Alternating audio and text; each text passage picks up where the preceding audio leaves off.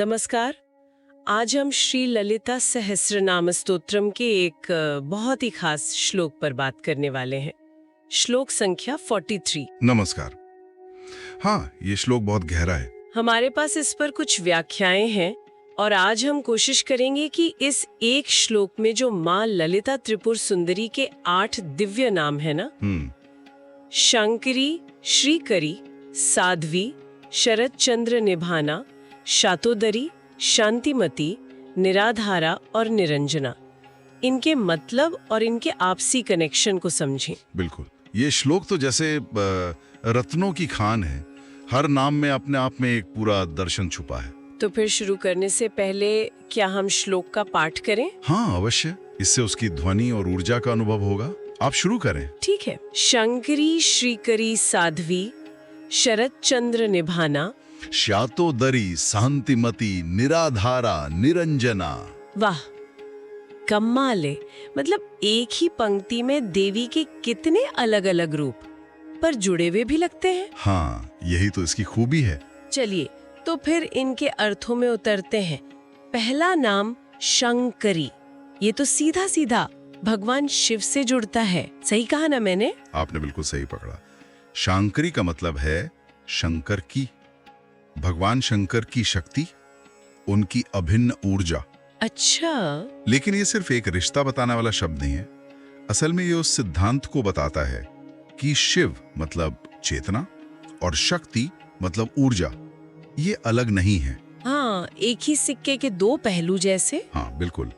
शास्त्रों में तो यहाँ तक कहते हैं कि शक्ति के बिना शिव शव जैसे हैं, मतलब निष्क्रिय, कुछ कर नहीं सकते। ओहो। तो शांकरी नाम हमें याद दिलाता है कि दुनिया में जो कुछ भी हो रहा है, बनना, चलना, मिटना, वो सब इसी चेतना और ऊर्जा के मिले जुले खेल का नतीजा है। अच्छा, मतलब ये सिर्फ कहानी नहीं बल्कि एग्जिस्टेंस का, अस्तित्व का आधार है। बिल्कुल, शक्ति ही है जो चेतना को काम करने लायक बनाती है। समझ गई। मतलब चेतना का जो प्रकट रूप है वही शक्ति है और शक्ति के बिना चेतना को महसूस भी नहीं किया जा सकता।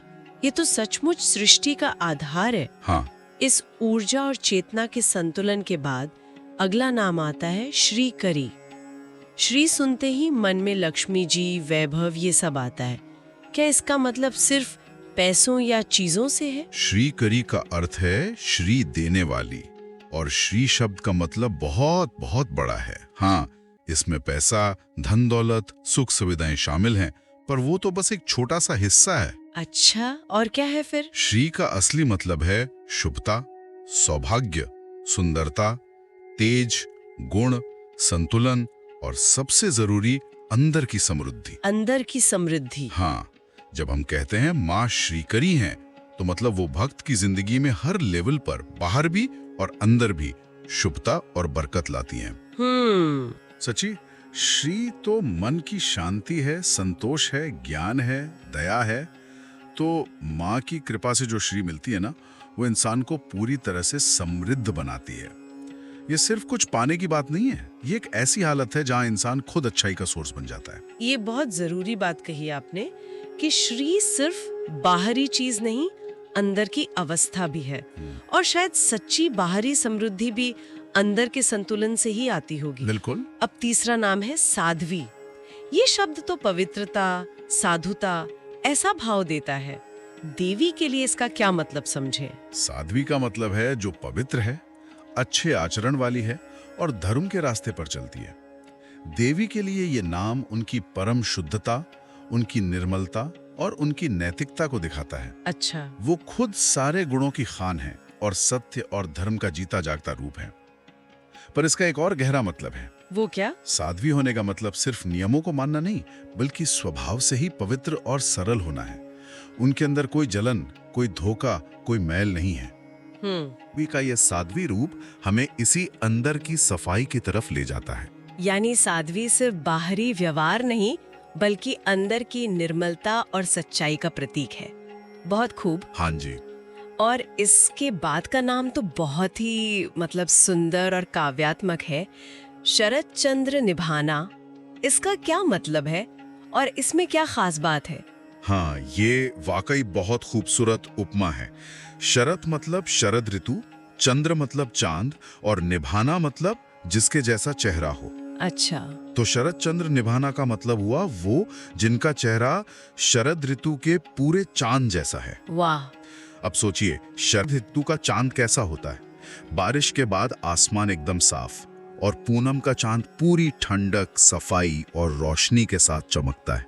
कोई बादल नहीं, कोई धुंध नहीं। हाँ, बिल्कुल साफ। देवी का चेहरा भी वैसा ही है, एकदम शांत, शीतल, रोशन और मासूम सुंदरता वाला।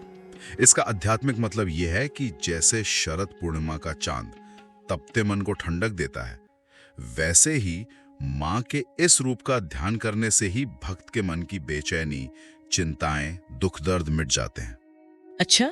उसे एक गहरी अंदरूनी शांति और स्पष्टता मिलती है, जैसे धुंध हटने के बाद सब साफ दिखने लगता है। क्या कमाल की कल्पना है। मन की उथल पुथल को शांत करने वाला शीतल प्रकाश। अगला नाम है शातोदरी। इसका शाब्दिक मतलब तो कुछ पतली कमर वाली जैसा लगता है। क्या दिव्य रूप के वर्णन में इसका कोई गहरा मतलब है? हाँ, देखिए, शब्द का मतलब तो क्षीण उदर वाली या पतली कमर वाली ही है। पुराने भारतीय आर्ट और लिटरेचर में देवी देवताओं की सुंदरता का वर्णन अक्सर ऐसे ही अलंकारों से किया जाता है। लेकिन इसके पीछे गहरे प्रतीक हो सकते हैं। कुछ जानकार मानते हैं कि पतला पेट या कमर यूनिवर्स को अपने अंदर सूक्ष्म रूप में रखने का प्रतीक है। अच्छा, कैसे? जैसे बीच में पूरा पेड़ छुपा होता है ना, वैसे ही देवी अपने छोटे रूप में पूरी सृष्टि को समेटे हुए हैं। ये तो दिलचस्प है। दूसरा नजरिया ये हो सकता है कि ये अनासक्ति मतलब डिटैचमेंट या हल्केपन का प्रतीक है, जो दुनिया के बोझ से आजाद है। ये दिव्य सुंदरता का वर्णन है जो हमारी इंसानी सोच से परे है और एक अलौकिक तेज को दिखाता है। हमें इसे सिर्फ शारीरिक रूप में नहीं, बल्कि देवी के सूक्ष्म और ब्रह्मांडीय रूप के प्रतीक की तरह देखना चाहिए। हाँ, ये बात सही है कि कैसे शारीरिक वर्णन भी गहरे आध्यात्मिक मतलब की ओर इशारा कर सकता है। सूक्ष्मता, अनासक्ति या ब्रह्मांड को धारण करने की क्षमता। बिल्कुल। अब आते हैं छठे नाम पर, शांतिमती। ये नाम तो काफी सीधा और साफ लगता है, शांति से भरी हुई। हाँ, बिल्कुल। शांतिमती का अर्थ है शांति का स्वरूप या जिसमें परम शांति रहती है। पर यहाँ जरूरी बात यह है कि माँ सिर्फ शांति देती ही नहीं है, वो स्वयं शांति है। अच्छा, वो खुद ही शांति है। हाँ, शांति उनका स्वभाव है, उनकी स्टेट ऑफ बीइंग है। जब कोई भक्त उनका नाम लेता है या ध्यान करता है, तो वो असल में उस परम शांति के सोर्स से जुड़ता है। इसीलिए उनके पास होने के एहसास से ही मन की सारी चंचलता, डर, गुस्सा, बेचैनी अपने आप शांत होने लगती है। ये सिर्फ बाहरी शोर से दूर जाना नहीं है, बल्कि मन के अंदर की गहराइयों में जो स्थिर शांति है ना, उसे महसूस करना है। वो शांति जो हमेशा रहती है, बस हम उसे पहचान नहीं पाते। ये तो आज के जमाने के लिए बहुत जरूरी बात है। हाँ, आज जहां हर कोई शांति ढूंढ रहा है, ये नाम याद दिलाता है कि शांति कहीं बाहर नहीं, हमारे अपने अंदर माँ के रूप में मौजूद है। सच में, शांति को बाहर खोजने के बजाय अपने भीतर देवी के स्वरूप में महसूस करना। अब सातवां नाम है निराधारा। बिना आधार के ये कैसे हो सकता है? हम तो मानते हैं हर चीज का कोई ना कोई आधार होता है। यही तो देवी के परम रूप का रहस्य है। निराधारा का मतलब है जिसे किसी आधार की जरूरत नहीं। पर ये तो विरोधाभासी लगता है। हाँ, लगता है, क्योंकि हमारी दुनिया में हर चीज किसी न किसी सहारे पर टिकी है। लेकिन देवी तो खुद सबका आधार है। ये पूरा ब्रह्मांड, ये सृष्टि सब उन्हीं पर टिका है, उन्हीं से ऊर्जा लेता है। पर वो स्वयं, वो किसी पर निर्भर नहीं है। अच्छा, वो स्वयंभू हैं, अपने आप में पूर्ण हैं। इसे ऐसे समझें जैसे सिनेमा का पर्दे पर हजारों तस्वीरें आती जाती हैं, पूरी कहानी चलती है। पर्दा उन सबको आधार देता है। हाँ। लेकिन पर्दा खुद उन तस्वीरों पर निर्भर नहीं करता, ना ही उनसे बदलता है। देवी भी उसी परम आधार की तरह हैं जो सबको संभाले हुए हैं, पर खुद बिना सहारे के हैं। ये उनकी परम स्वतंत्रता, उनकी स्वायत्तता को दिखाता है। वो किसी वजह से पैदा नहीं हुई, बल्कि वो खुद ही सारी वजहों की परम वजह हैं। अद्भुत। ये तो सीधे परम तत्व की बात हो गई, जो सबका स्रोत है पर खुद किसी स्रोत पर निर्भर नहीं। बिल्कुल। और इस श्लोक का आखिरी नाम निरंजना, इसका क्या अर्थ है? निरंजना का मतलब है अंजन के बिना।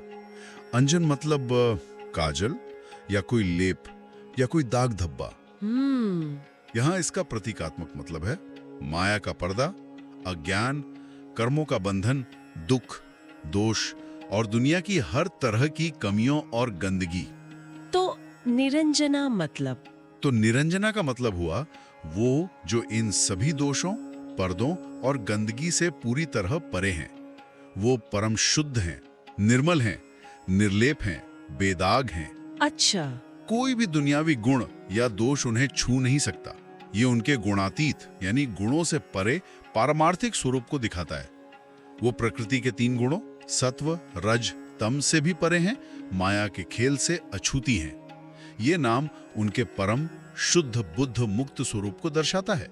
तो हमने देखा शांखरी परम शक्ति, श्रीकरी समृद्धि और शुभता, साध्वी पवित्रता, शरद चंद्र निभानना, शीतल शांति और सौंदर्य, शातोद्री दिव्य सौंदर्य या कहें सूक्ष्मता, शांतिमती परम शांति का स्वरूप, निराधारा स्वतंत्र आधार और निरंजना परम शुद्धता।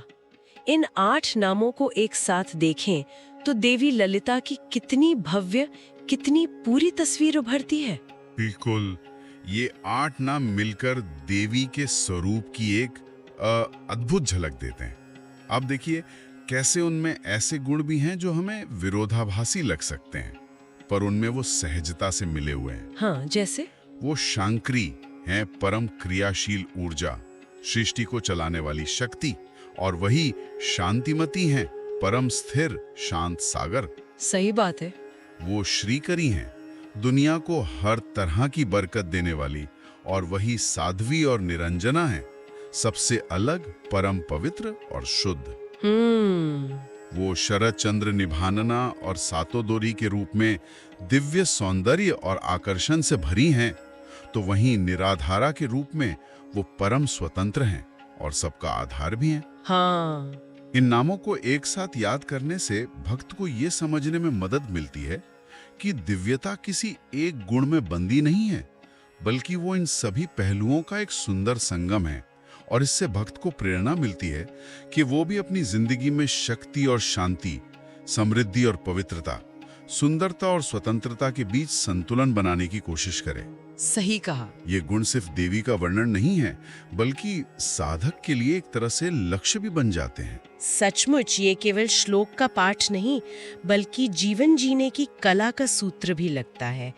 इन गुणों को सिर्फ जानना काफी नहीं है, बल्कि उन्हें अपनी जिंदगी में धीरे धीरे उतारने की कोशिश करना, शायद यही भक्ति का सही रास्ता है। हाँ बिल्कुल। शक्ति होते हुए भी शांत रहना, समृद्धि पाकर भी पवित्र बने रहना, स्वतंत्र होकर भी सबका आधार बनना, ये एक बहुत ऊंचा आदर्श है। आपने बिल्कुल सार पकड़ लिया।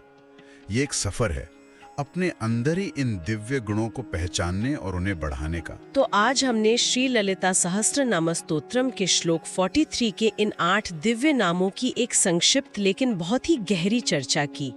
हमने महसूस किया कि कैसे एक छोटे से श्लोक में ज्ञान का कितना बड़ा सागर छुपा हो सकता है। हाँ बिल्कुल। और इस चर्चा के अंत में मैं श्रोताओं के लिए एक विचार छोड़ना चाहूंगा जिस पर वो सोच सकते हैं। जरूर। हमने देखा कि देवी एक ही समय में परम शक्ति, शांकरी भी हैं और परम शांति, शांतिमती भी। ये जो विरोधाभास जैसा लगता है, शक्ति और शांति का एक साथ होना, इस पर गहराई से सोचना किसी व्यक्ति को अपनी रोजमर्रा की जिंदगी के संघर्षों, तनावों और चुनौतियों से निपटने में कैसे मदद कर सकता है। जहां हमें अक्सर ताकत दिखाने और शांति बनाए रखने के बीच बैलेंस बनाना पड़ता है। शायद इस विरोधाभास के संतुलन में ही जीवन की चाबी छिपी हो। बहुत गहरा सवाल है ये। इस पर सोचना वाकई में सार्थक होगा। जय माँ ललिता त्रिपुर सुंदरी। जय माँ ललिता त्रिपुर सुंदरी।